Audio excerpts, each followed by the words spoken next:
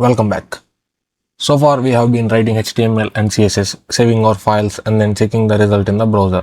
But as our website becomes more complex, we need a better way to inspect what's happening behind the scenes.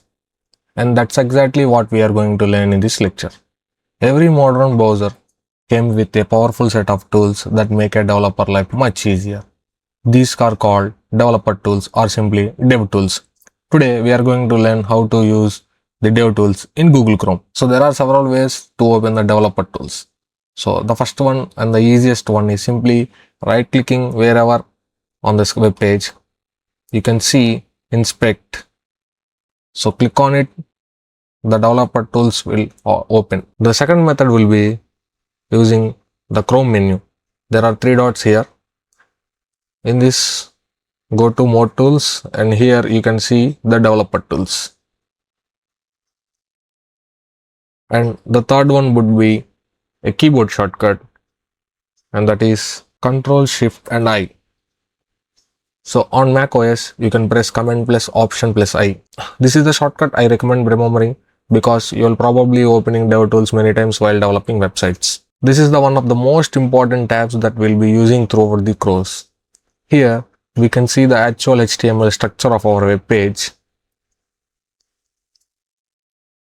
In other words, this is essential the HTML that the browser has loaded and is currently displaying. We can expand different elements by clicking the small arrows here. And something really useful happens when we hover over these elements.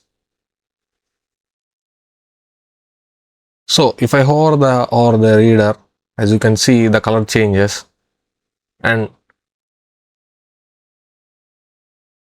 if I open navigation, we can see each of the links inside it. This makes it incredibly easy to understand which HTML element is responsible for which part of the web page. But the Elements tab isn't only useful for HTML. There are other sections that are even more important for us as CSS developers. That's the Style panel. Let's select our H1 element.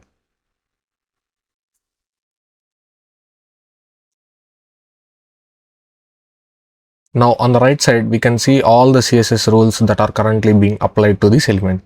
For example, we might have a rule that controls the font size. If we can see exactly where the rule is, we can also see the rule that controls the color. And we can also see other CSS properties that are affecting to the element. This is extremely useful because sometimes you look at the web page and think, what does this element look like this? Instead of searching through the hundreds of and thousands of lines of CSS, we can simply inspect the element and immediately see which styles are being applied. You might notice a section called User Agent Style Sheet.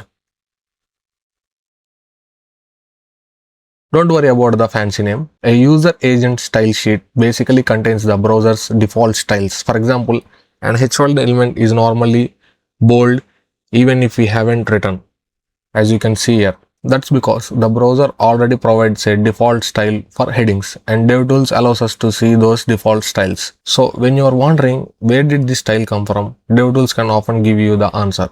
It could be coming from our own CSS, another CSS rule, a browser style, default style, or something else that we'll learn about later. We can actually experiment with CSS directly inside DevTools. Let's select one of this link. I give font size of 30 pixels. As you can see, it changes.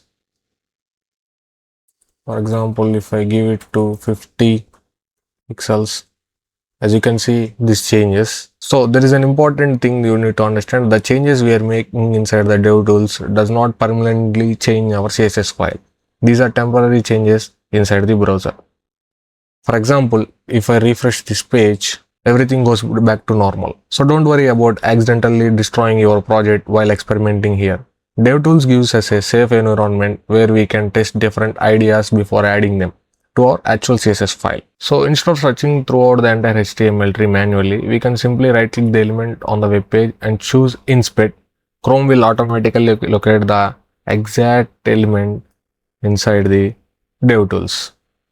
As you can see, it locates the exact element. So why developer tools are important? Because they allow us to understand, test, debug and experiment with our web pages much faster. Instead of consistently switching between our code editors and browsers, we can test an idea directly in the browser first. Example, if I turn off this, it becomes normal. When we turn on this, it becomes to the uppercase. So we can do multiple experiments here. So take a few moments to explore it on your own. Try and inspecting different elements, changing some CSS properties and testing different states. Once you are comfortable with these basics, you can use DevTools regularly as we continue learning CSS. So I'll see you in the next lecture.